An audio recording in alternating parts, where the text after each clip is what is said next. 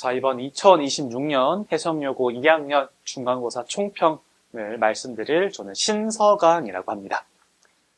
자, 일단 저에 대해서 간략하게 소개를 드리자면요. 저는 이제 고려대학교 정치외교학과와 국어국문학과를 이중 전공을 했고요.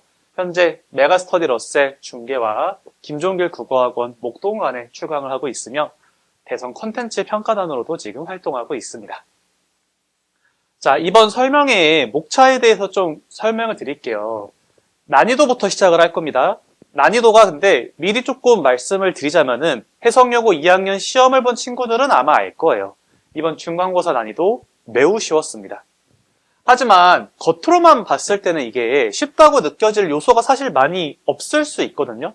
그래서 기출 분석을 하면서 왜 이번 중간고사가 쉬웠는지, 중간고사가 쉬우면 기말고사는 당연히 어렵게 나오겠죠.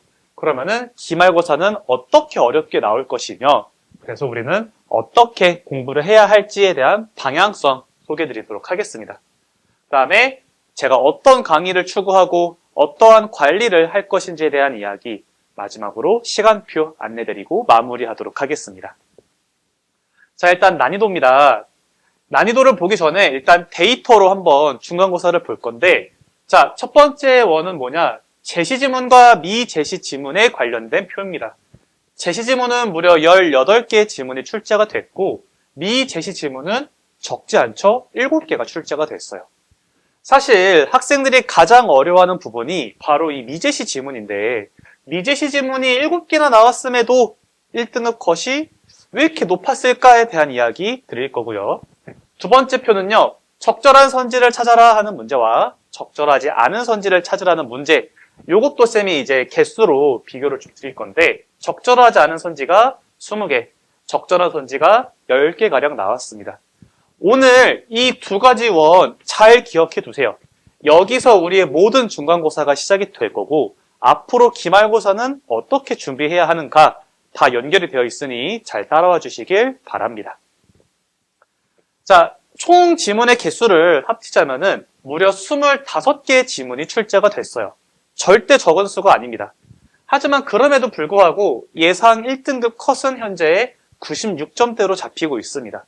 그래서 한 개 틀린 친구들 중에 100점 차이로 아마 1등급과 2등급이 갈릴 것으로 예상이 돼요. 그러면 지문도 많고 미지시 지문도 많았는데 왜 이렇게 쉽게 나왔을까? 한번 본격적으로 살펴보도록 하겠습니다. 자, 기출 분석입니다. 자, 첫 번째로 옳은 선지형 문제부터 볼 건데요.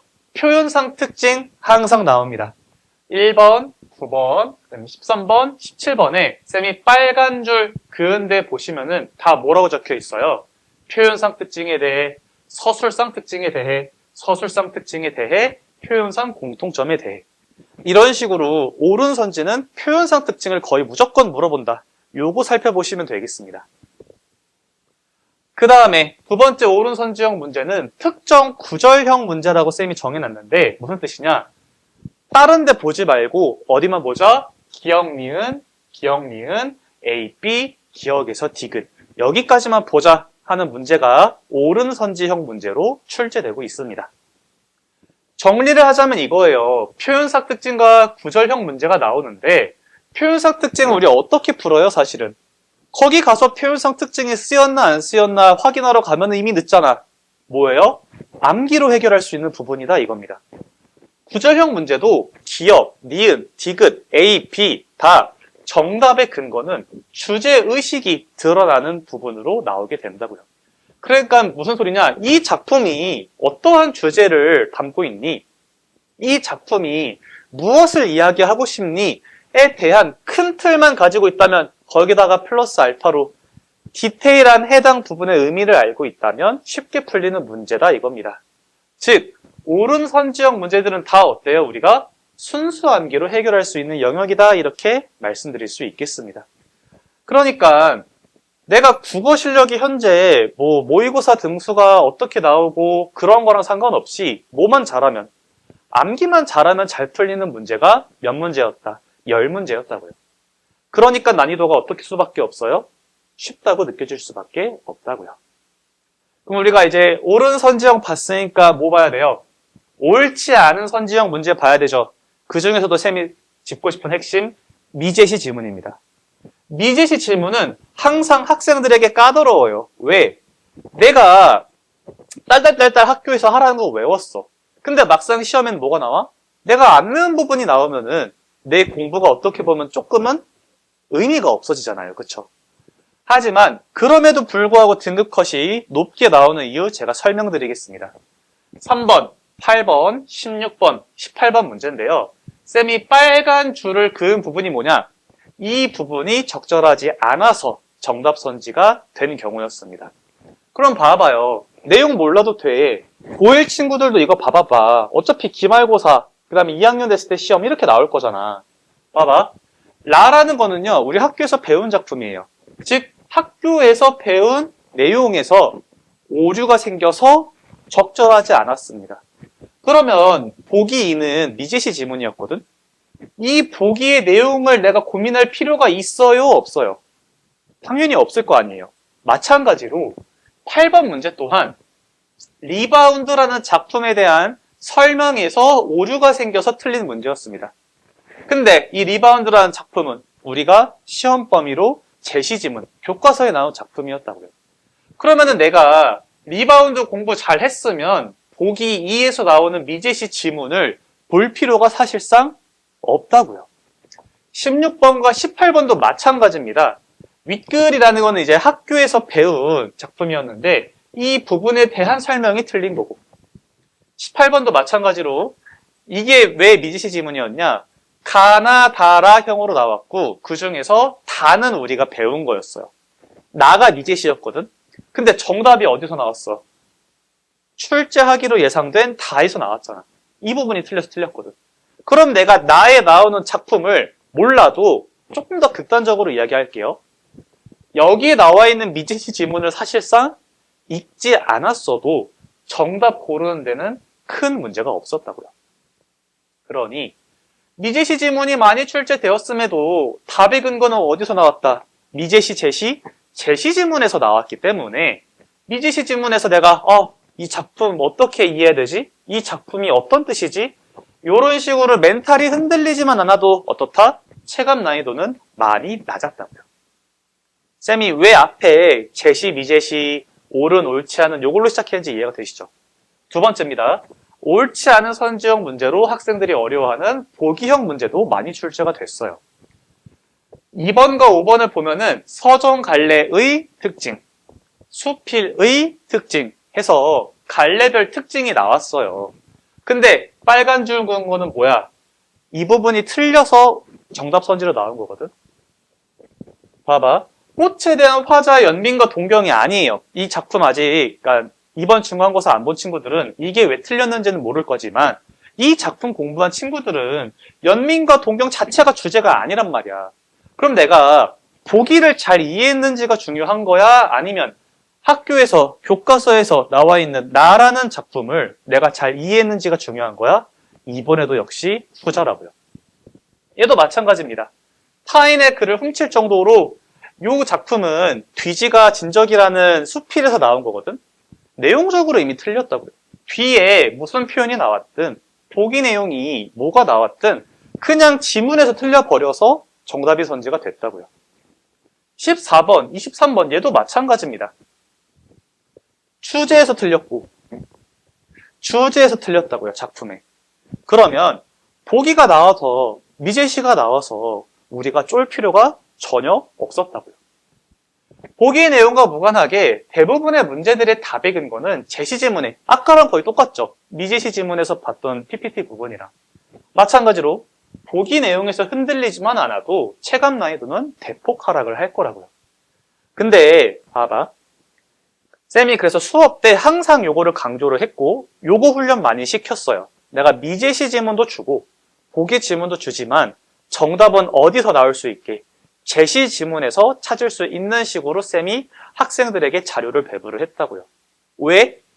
내가 무당이라서가 아니라 해석여고 문학의 특징입니다, 여러분들. 요거 잘 알아두세요. 요거 모르잖아? 작품수 많았다 했죠, 쌤이. 무려 25개의 제시지문, 25개의 지문이 나왔다고 했죠. 어떻게 풀어야 되는지 모르면은 1등급 컷은 겁나 높은데 왜 애들은 쉬웠다고 하지? 나는 어려웠는데? 나 혼자서 어떻게 돼? 나 혼자서 뒤떨어질 수 있다고요. 그래서 학교 기출 분석은 필수적입니다. 이해되시죠? 그러면 우리 기말고사 한번 무당처럼 한번 예측 한번 해봅시다. 봐봐요. 중간고사가 쉬웠던 이유는 쌤이 말씀드렸듯이 지문의 수가 적어서가 아니에요. 이 정도만 많이 나온 거야. 그 다음에 미제시 지문이나 보기형 문제 비중이 낮아서도 아니에요. 왜? 미제시랑 보기는 항상 어려워야 되는데 많이 나왔다고. 그러면 뭐가 우리의 시험을 쉽게 만들었느냐? 제대로 된 적용형 문제들이 사실상 없는 것과 다름이 없었기 때문에 쉬운 겁니다. 그러니까 내가 학교에서 배운 작품들을 암기만 잘 해가면 미제시 지문을 주든 보기를 주든 그냥 다 뭐야? 암기형으로 다 뚫리는 문제들이라고요. 아까 다시 한 번만 복습할게. 옳은 선지들 다 어떻게 문제 풀었어? 암기로 풀었어. 그 표현산 특징이랑 그 다음에 특정 구절형 문제들. 옳지 않은 문제에서는 뭐가 어려울 법했어. 미제시랑 보기가 어려울 뻔했잖아. 하지만 얘도 결과적으로는 뭐로 뚫었어? 암기로 뚫었다 이겁니다. 그러면 지금 이번 해석여고 중간고사가 되게 혼돈의 카오스예요. 하나 틀려도 재수 없으면 2등급이 나올 수 있단 말이야. 그러면은 등급을 깔끔하게 매기기 위해서는 아마 이번 기말고사 난이도는 많이 올릴 것으로 보입니다. 그러면 봐봐. 어디가 쉬웠는지를 알아야 어떻게 어렵게 나올지 예측이 가능하거든. 시험 범위가 쉬웠던 요소가 아닙니다. 시험 범위는 많았어요. 그러니 출제 범위를 더 늘리는 방향으로 난이도를 조절하는 것은 어려울 것으로 보여요. 그럼 아까 쌤이 뭐가 쉬웠다고 했어? 제대로 된 적용형 문제가 안 나와서 쉬웠다고 했죠. 그러면 이번에는 어떻게 어렵게 낼 거예요? 제대로 된 적용형을 낼 거라고요. 그래서 암기는 기본이에요. 암기 안 중요하다 아니야. 암기뿐만 아니라 우리는 독해력과 적용력을 묻는 문제들에서 난이도를 높일 것으로 예상이 됩니다. 자, 우리의 흐름은 이래. 왜 쉬웠는지 분석을 했어. 그래서 어디가 앞으로 어렵게 나올지를 봤잖아. 그럼 이제 우리 뭐 해야 돼요? 그 어렵게 나올 것으로 보이는 부분을 어떻게 공부할지를 한번 좀 보도록 합시다.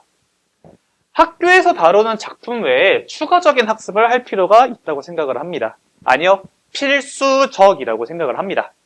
무조건 해야 돼. 쌤도 이번에 연계, 그러니까 미제시 지문에서 2개 적중을 시켰어요.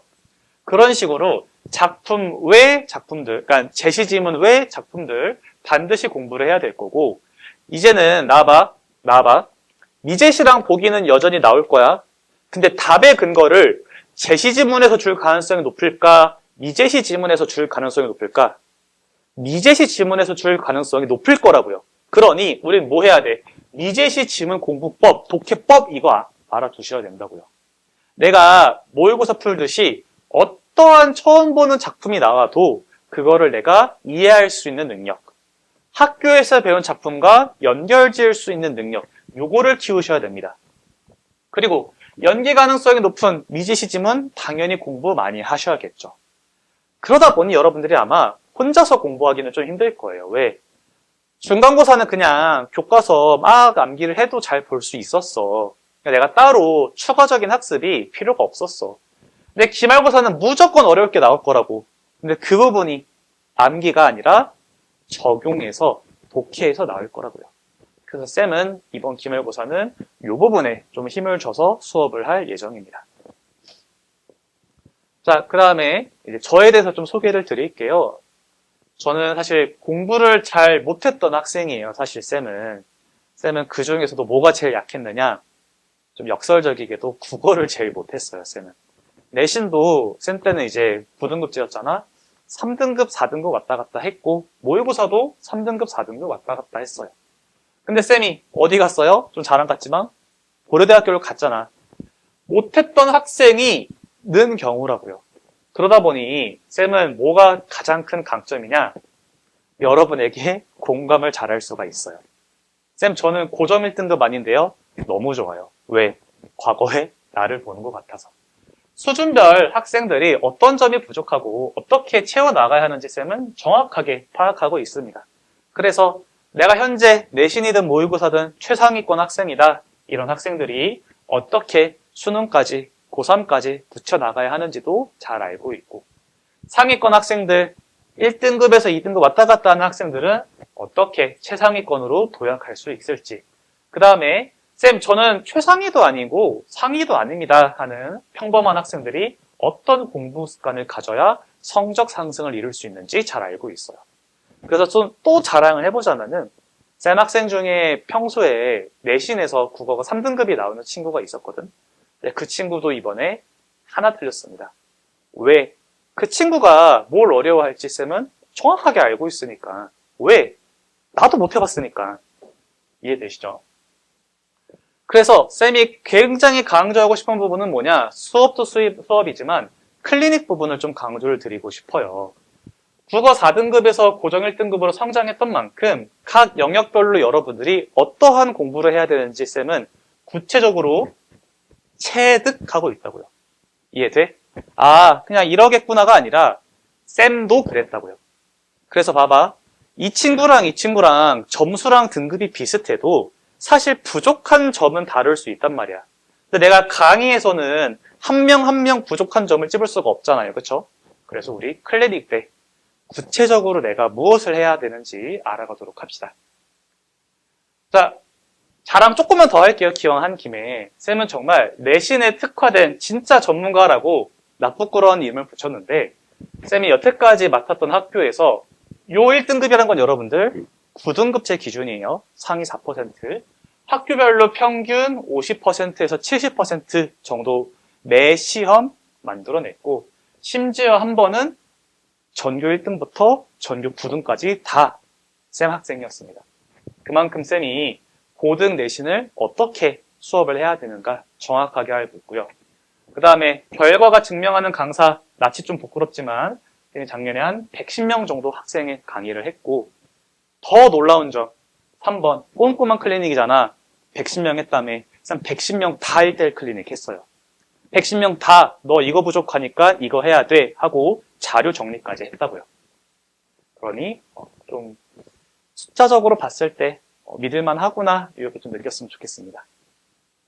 시간표 소개드리고 마무리를 할게요.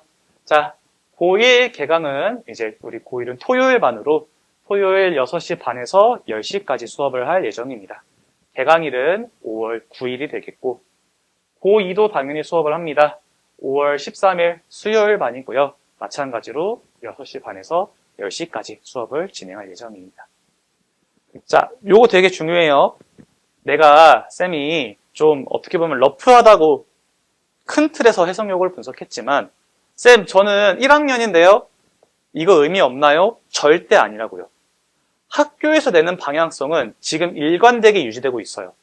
쌤이 미제시 지문도 2개 적중시켰고 학생 점수도 끌어올렸다고 했죠. 왜? 내가 잘나서가 아니야.